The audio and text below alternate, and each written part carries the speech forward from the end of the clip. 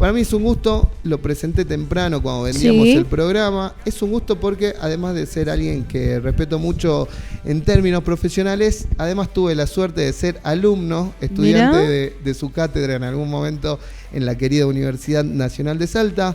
Fue director de Radio Nacional y ahora lanzó una agencia que se llama Ciudadana Comunicación, donde hace informes muy, muy piolas, que tengo ganas de que charlemos de eso. Bienvenido, Martín Van Dam, ¿cómo estás? ¿Qué tal? Bienvenido, muchas gracias por recibirme. Bueno, está también un lujo reencontrarme con mis ex alumnos. Una aclaración nomás, no he sido director de Radio Nacional, he trabajado en Radio Nacional, pero no quiero que nadie se enoje. No, son capaces, son capaces. No dirigí ese medio, pero sí trabajé muchos años. Bien. Sí, bueno, sí. Todo el mundo sabe que eras la referencia entonces de Radio Nacional, corregido el tema. Martín, la última semana me llegó un informe tuyo a través de tu agencia que habla del desempleo en Salta. Obviamente es una tendencia nacional, pero me gustó cómo lo desglosaste en Salta. ¿Qué es lo que te llamó la atención y te motivó a laburar en ese tema? Bueno, yo hace rato que me estoy dedicando al periodismo económico, me vine especializando en eso, y me parece que falta información, sobre todo bajada a Salta, ¿no? A lo que pasa en las provincias, porque generalmente las consultoras trabajan o datos a nivel nacional o datos de Buenos Aires o de las provincias más centrales, digamos, y me parece que está bueno empezar como a ver un poco qué pasa en el interior del país. Y la verdad es que me llamó mucho la atención, ya venía haciendo un seguimiento de la caída del empleo en Salta puntualmente, pero lo de marzo fue realmente catastrófico. Estamos hablando de que entre febrero y marzo se perdieron 1.800 puestos de trabajo formales. Es un montón. De hecho, yo traté de fijarme en la serie larga, cuándo había sucedido que se perdieran tantos empleos en un solo mes, y había que irse a la pandemia, a abril de 2020, que estamos hablando de una situación extrema, de una economía que se cerró completamente. Gente que no salía de la casa. Directamente. Entonces era razonable que en ese contexto se perdiera semejante cantidad de empleo. Ahora, en este contexto con la economía abierta, que Salta pierda 1.800 puestos de trabajo en un solo mes, y además hago una aclaración, o dos aclaraciones vinculadas con la cuestión metodológica. Una es que son cifras del CIPA. El CIPA es el Sistema Integrado Previsional Argentino. Es decir, esto no es una encuesta, no hay margen de error. Estos son los datos que las empresas le dan al Estado respecto de la cantidad de empleados que tienen. Claro. No hay forma de errarle. Y además, estamos hablando de empleo registrado en el sector privado. O sea, en una provincia como Salta, con tanta informalidad laboral, muy probablemente esta situación sea todavía peor en esos sectores informales, porque si una empresa tiene que dos empleados, supongamos, uno en blanco y uno en negro, y tiene que despedir a uno porque no le da para mantener a los dos, ¿a quién echa? Hay que estar negro. Y sí, porque no le cuesta nada, no tiene ni que pagarle una indemnización. Entonces, es una alerta importante. O sea que de estos 1.800 puestos de laburo que se perdieron en Salta en un mes, son todos de gente que hacía aportes y contribuciones, que estaban en blanco en toda la... Y hay un universo de trabajadores informales que también han perdido su trabajo. ¿Hay alguna forma de estimar eso? Bueno, el otro dato que sirve para estimar eso salió a fines de la semana pasada, que es la encuesta permanente de hogares. Bien. Del INDEC, que se mide trimestralmente, y lo que arrojó fue un crecimiento del desempleo en la ciudad de Salta. Hago esta aclaración porque los datos del CIPA son de toda la provincia. Los datos de la encuesta permanente de hogares son de aglomerados. De los 32 principales aglomerados, entre ellos la ciudad de Salta. En la ciudad de Salta subió el desempleo, con lo cual esto viene a confirmar lo que veíamos en el otro informe, ¿no? ¿Sabes qué, Martín? Me da la sensación que estamos yendo un poco a contramano de lo que nos vienen contando. Venimos de una temporada de elecciones. Por acá han pasado un montón de candidatos. Muchos hacían mucho hincapié en esto, ¿no? En Salta se han perdido un montón de empleos formales, y muchos otros diciendo, a pesar de esta crisis que hay en la situación de empleo, Salta no la va a tocar, porque Salta tiene minería. Bueno, esto es muy interesante lo que está marcando como punto. Entonces porque ve esto y decís, pero ¿quién me justamente dice que? Estos datos están, digamos, terminan de alguna manera con esa idea de que la minería nos va a salvar. Exacto. De hecho, la minería sigue explicando sigue siendo muy marginal en la cantidad de puestos de trabajo que genera en Salta en relación a otros rubros de la economía que sí generan mucho empleo. Como el comercio. El caso del comercio, el caso de la construcción. El turismo, me imagino. El turismo también. Digo, que son los sectores que efectivamente se están viendo damnificados por las políticas que se están implementando a nivel nacional. Por eso yo digo, yo lo veo permanentemente al gobernador Gustavo Sáenz apoyando a las políticas del gobierno nacional en la idea de que esto va a beneficiar eventualmente a Salta. No le está beneficiando de ninguna manera, porque si uno mira, en este informe, o con los datos del CIPA, no se puede saber en qué sector se perdieron los empleos, pero con los datos de la Superintendencia de Riesgo del Trabajo, que es otro informe que hice hace un tiempo ya, sí ahí se puede desagregar por rubro, y de los 6.500 puestos de trabajo que se perdieron desde que Milei es presidente, digo, en Salta, los que se perdieron en Salta. ¿Cuántos desde que Milei es presidente? Desde que Milei es presidente, 6.500 puestos de trabajo, ¿no? En total. Estamos hablando de 1 año y medio. 1 año y medio. 6.500 puestos de trabajo. De esos 6.500 puestos de trabajo, una tercera parte son en la construcción. Claro. Una tercera parte. Estamos hablando de 2.300 trabajadores de la construcción que no están trabajando más en la construcción. Claro. Y ahí es el efecto claro de la suspensión o de la eliminación de la obra pública. Digamos, no hay más vuelta que darle. Digamos, está clarísimo eso. Entonces, y es una política decididamente, digamos, nacional, porque Salta nunca tuvo el porcentaje de la obra pública que hacía Salta en relación a los que financiaban la nación era mínimo. Entonces, hay una reunión, justamente leíamos temprano Información Nacional, va a haber una reunión en el Consejo Federal de Inversiones a nivel nacional con todos los gobernadores, o la mayoría de ellos, justamente para hacer este planteo, porque están muertas las provincias. Sí, muertas. Porque además algunas pudieron hacer frente a la obra pública, pienso en Santa Fe, pienso en Córdoba, pero la mayoría de las provincias no. No porque no tienen los recursos para hacerlo. Y además la obra pública tiene un efecto multiplicador, no es solamente la contratación de los trabajadores. Claro. Digamos, esas empresas van y compran en el corralón, compran los materiales, los albañiles se quedan a comer y van al almacén y compran fiambre, no sé, digo, para que se entienda a lo que voy. Otro tema, comercio, con lo que bajó el consumo. Digo, la licuación salarial como decisión política, y eso impactó en el consumo. Claro. La gente está gastando menos, y si gasta menos, los comercios venden menos, y si venden menos, obviamente, si tienen 10 trabajadores, se tienen que quedar con 8, no sé, con 6, no importa. Pero, digamos, y es lo que está pasando. Y es lo que está pasando. El comercio también es otro de los rubros que está muy afectado y que es un rubro muy importante en una provincia como Salta, que no tiene tanta diversidad productiva, ¿no? No es que tenemos grandes industrias ni nada. Entonces, la verdad, a mí me preocupa bastante lo que está pasando en esa línea. No sé si vieron este fin de semana, bueno, se conoció un informe de una consultora, perdón, no voy a recordar el nombre, pero una consultora que habló, que hizo un análisis sobre el endeudamiento de las familias argentinas y cómo este endeudamiento creció en los últimos meses. De hecho, es la conversación que tenemos fuera del aire todos los días. Nosotros, claro, bueno, estamos todos viviendo un mes atrás, o 2 meses atrás, o 3 meses atrás. ¿Y hasta cuándo dura eso? Que queda mucho mes al fin de salario, como dicen, ¿no? Sí, pero además ya estás comprando comida con tarjeta de crédito para pagarla el mes que viene. Claro, después llega el resumen de la tarjeta, muchos pagan el mínimo, las tasas que cobran las tarjetas de crédito para refinanciarte el saldo son altísimas, y es una bola de nieve, ¿no? Que va creciendo, y después seguramente se empieza a complicar.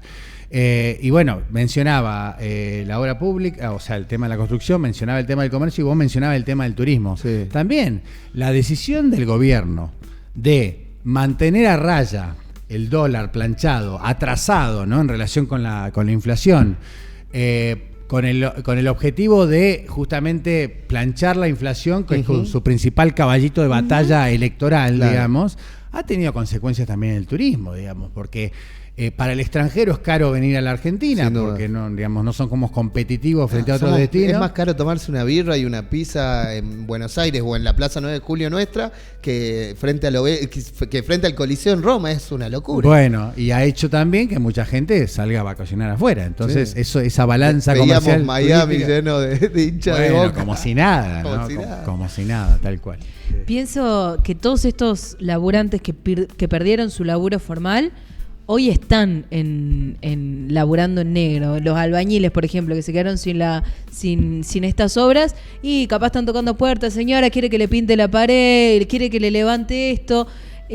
Porque somos laburantes, incluso se ha usado como bandera el salteño, el del interior es laburante, pero ¿a qué costo también, no? ¿Cuánto tenés que sobrevivir? Sí, consiguen, porque la otra cuestión es que el sector informal siempre es el primero que sufre, porque yo siempre doy este ejemplo, no sé, el que iba a la peluquería, yo no es mi caso, claramente, pero digo, a los que van a la peluquería 2 veces por mes, y bueno, capaz que en lugar de ir 2 van 1, no sé. ¿No? Y eso se va notando. O decís en la casa, y no voy a pintar esta pared, la voy a dejar. Tal cual.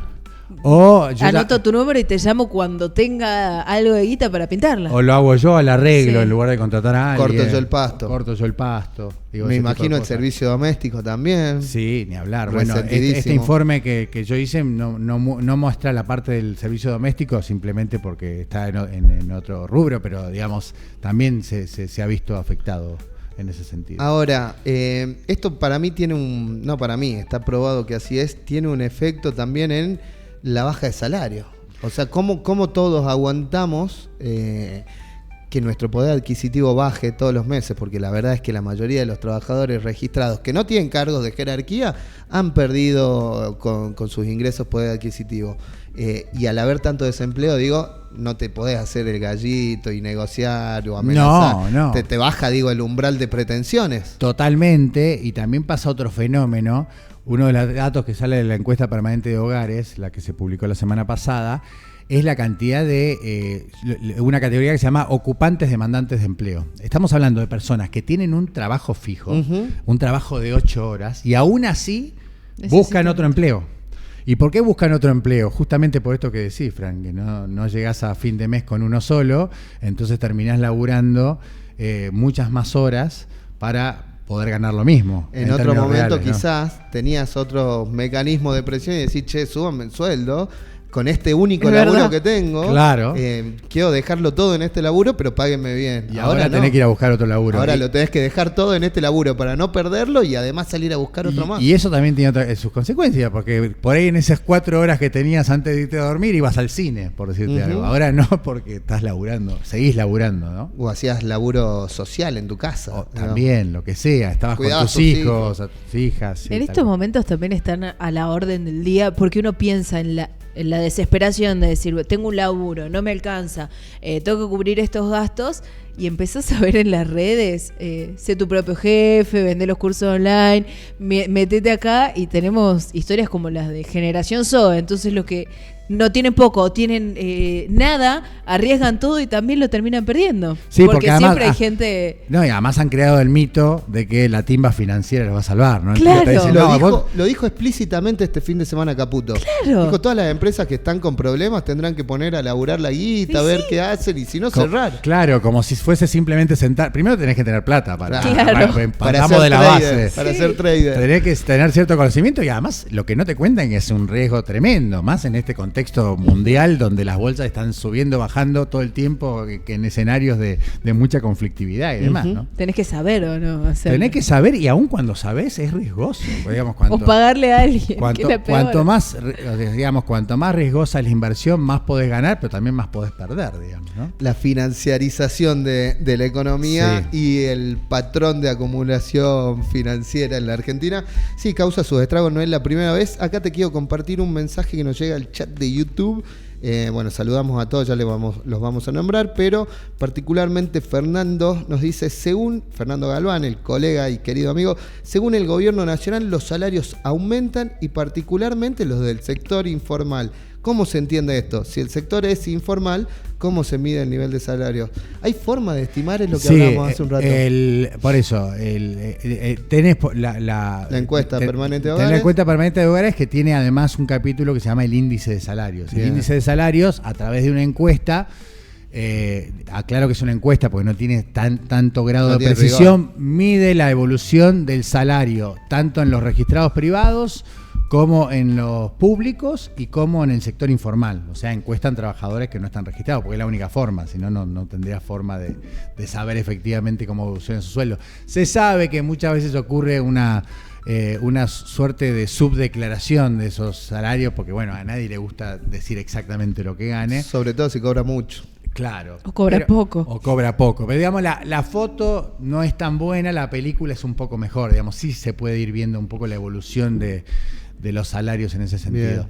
Pero si bien es cierto que en este último tramo han recuperado un poco los salarios respecto de la inflación, si uno mide la película completa, todos los salarios perdieron desde diciembre de 2023 a esta parte. Sí, la devaluación inicial no se recuperó nunca. No, para nada. Ni los jubilados ni los asalariados. Los legisladores sí. Hacíamos esa comparación al los principio. Legisladores sí. ¿Cuánto había aumentado el salario de un jubilado y cuánto habían aumentado el de los legisladores? Y es irrisoria la diferencia que hay entre uno y otro. No, y además ahí también hay otra gran contradicción, creo, del gobierno nacional, que es la siguiente. Ellos sostienen que el Estado no tiene que meterse en las negociaciones entre privados.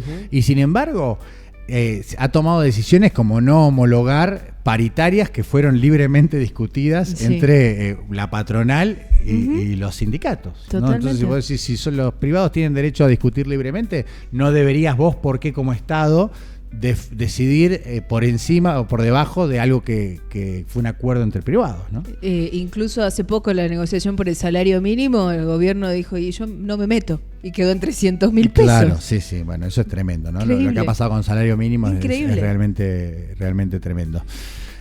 Bueno, por supuesto que hay que ver cómo sigue la cosa, pero a mí lo que me preocupa es que yo no veo un plan productivo. Eso. Ni a nivel nacional ni a nivel provincial. Porque alguien podría decir, bueno, el gobierno tenía que corregir la cuestión fiscal para que no haya déficit, tenía que corregir el atraso del tipo de cambio, no sé, poner el tema de los subsidios. Y lo que la gente valora mucho, que es cierto, nosotros lo notamos, incluso gente que no es partidaria, particularmente del gobierno libertario, sí el control, por lo menos la desaceleración de la inflación es algo que la gente más o menos... Bueno, por eso, ahora cuando vos hiciste todo eso, tenés que pensar, bueno, ahora cómo crezco. Claro. Porque por supuesto que esto ha tenido consecuencias lapidarias en la actividad y en el empleo. Bueno, ahora te toca definir qué vas a hacer para que esto crezca.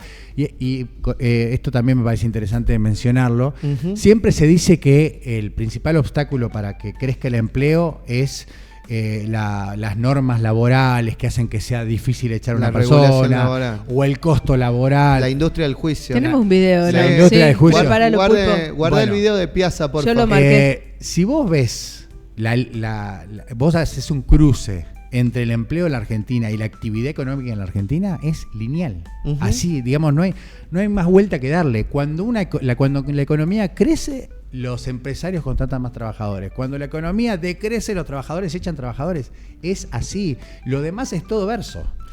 Y hay otra cuestión que también contradice la ortodoxia económica, que es: mientras más empleo hay, los salarios son más bajos. Y es mentira también. También es mientras mentira. Más empleo hay, los salarios se van para arriba. Y claro, pues vos tenés siempre la movilidad, la posibilidad de decir, mirá, si vos no me pagás bien, me voy al otro. Me voy allá, a la fábrica esa que no cerró, que está abierta y está laburando exactamente. Sí, esas mentiras de la economía ortodoxa que nos quieren hacer creer. ¿Tenemos el video? Dale, lo compartamos, así nos reímos juntos para no llorar en realidad. Yo lo he escuchado, me lo han dicho. Terrible. Los motivos por los cuales no podemos seguir teniendo tanta gente trabajando dentro de una empresa textil. Una es las leyes sociales, que este es el país del juicio laboral. Punto. Vos tomás un empleado y el juicio laboral al toque lo tenés por cualquier pelotudez. 12 segundos después. Yo he llegado a tener 50 juicios laborales. Y ¿50? Entré en convocatoria de acreedores. Entonces yo dije, nunca más en mi puta vida voy a tener una mina dentro de mi casa cociendo. Nunca. Entonces, bueno, listo, genial. Margarita... pero 50 juicios laborales, ¿estaban todas en blanco como tiene que ser? No porque todas. Para tener 50 juicios laborales... No todas, sí. Obviamente. ¿Quién tiene 50 modistas en blanco? A ver, bueno, tampoco te hagas la papisa, ¿viste? No te hagas la papisa.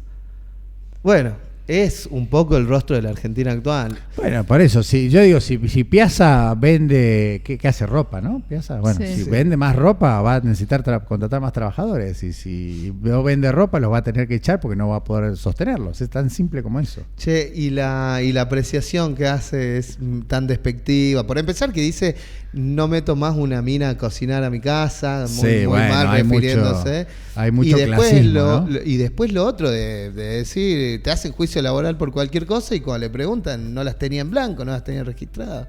¿Es un poco lo que pasa en Argentina de hoy? Sí, bueno, que yo creo que uno de los grandes problemas que tiene, por ejemplo, el sistema previsional es justamente eso, digamos, de que claro, te dicen no se puede financiar el sistema jubilatorio. Y con un 50% de asalariados en negro es difícil. Claro. Es difícil, la verdad. Porque, bueno, no todos se aportan, no porque ellos no quieran, sino porque no puede, porque el patronal no lo hace, y bueno, y pasa lo que pasa. No, y también me parece valioso hacer la diferencia, que creo que amerita en este caso, una empresa con 50 empleados es una empresa grande. No estamos hablando de la pollería del barrio, que necesita a alguien que ayude a la mañana, alguien que ayude a la tarde. De hecho, en nuestro propio rubro también hay mucha informalidad. En todos lados hay informalidad. Todos sabemos. Y yo coincido. No es por rasgarnos las tampoco le vestiduras. vas a caer al que lo tiene en negro, sobre todo si son pymes, ¿no?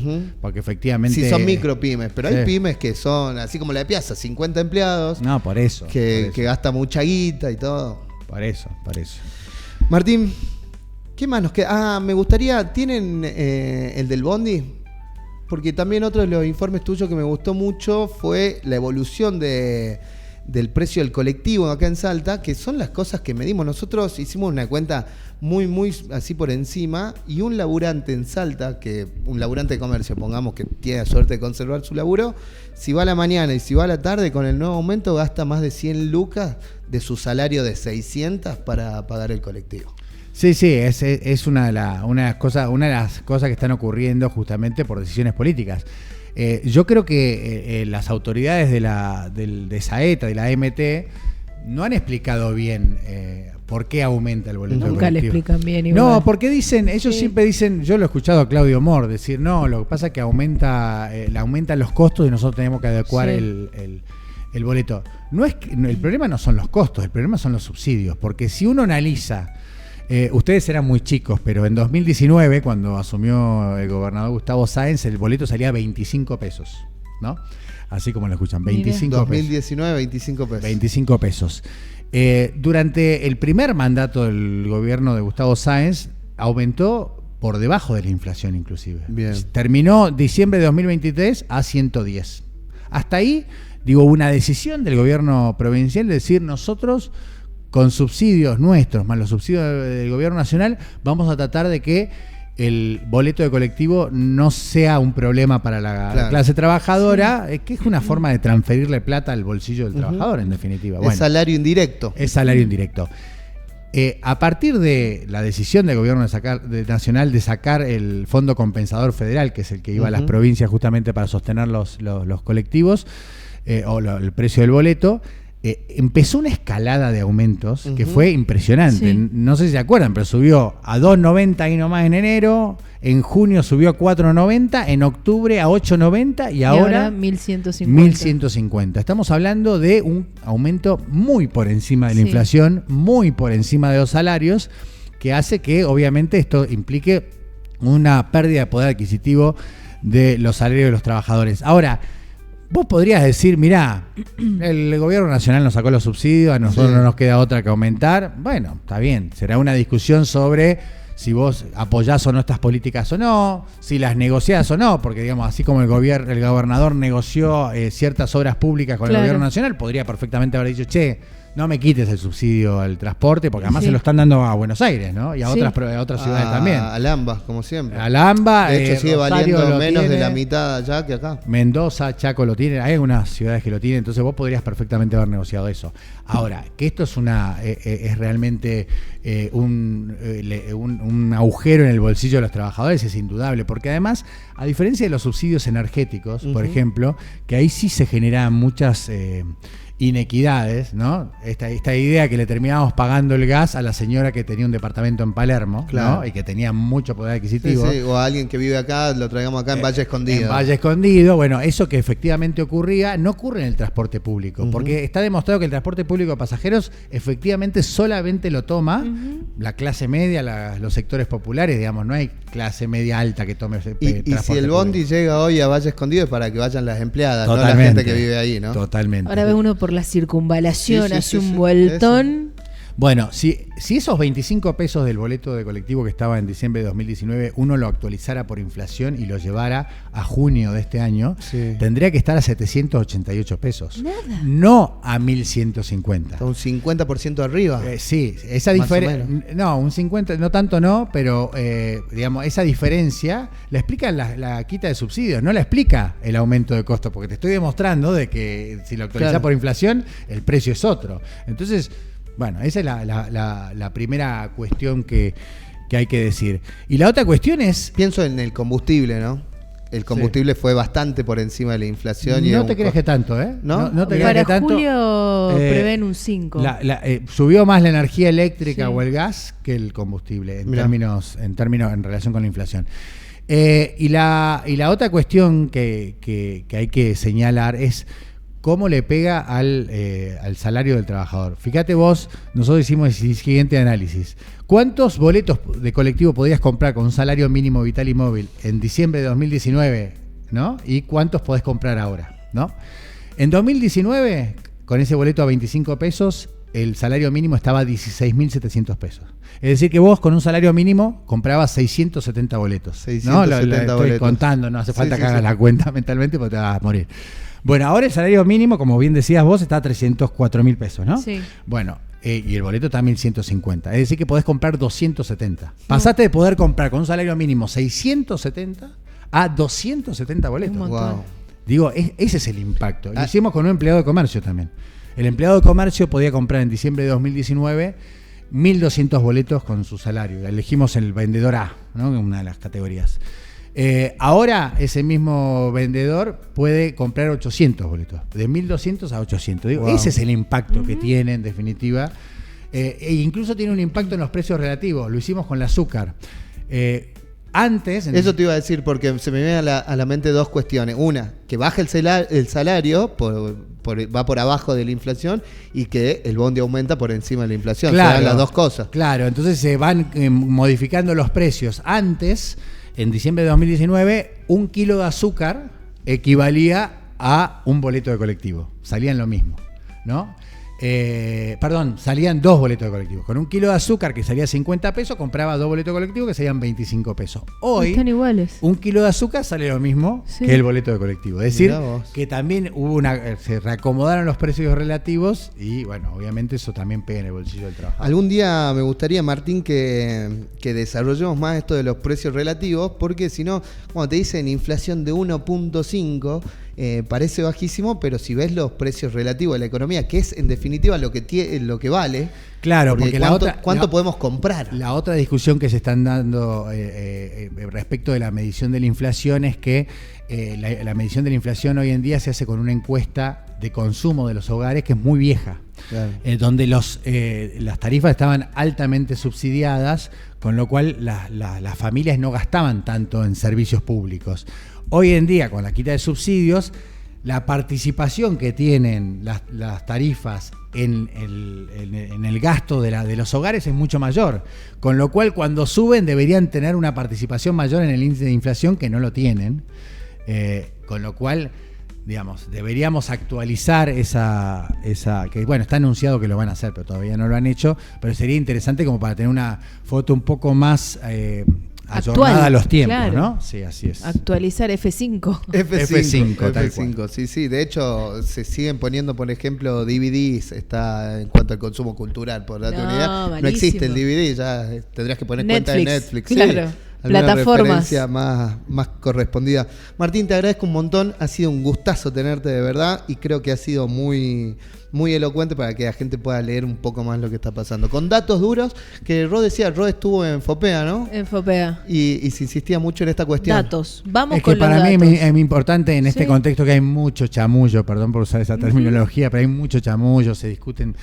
A mí me pasa, yo subo, por ejemplo, cuando subí el video a las redes explicando cómo se habían perdido empresas y puestos de trabajo, tuve un montón de comentarios, gente decía, eso es mentira, no sé, si son datos oficiales. Cuca, te dicen. Claro, Por te todos dicen, sos Cuca. ensobrado. Ensobrado. Son datos que genera el propio gobierno al que vos estás defendiendo. ¿Cómo podés desconfiar de esos datos? No tiene ningún sentido. Digamos. Terrible, Martín, terrible. ¿cuáles son las redes de la consultora? La buscan en @ciudadanacomunicación. Bien. Ahí van a encontrar, bueno, Ya mismo. nos pueden seguir y vamos a ir subiendo información de distintos temas, por supuesto. ¿Y vos tenés redes? ¿Te pueden Yo seguir tengo ahí? redes, pero no subo, mis redes subo cosas personales, Muy personales. fotos de mis hijas, por ejemplo, Ah, no bien, sé, bien, pero bien. no subo contenido periodístico, pero por ahí sí lo van a encontrar.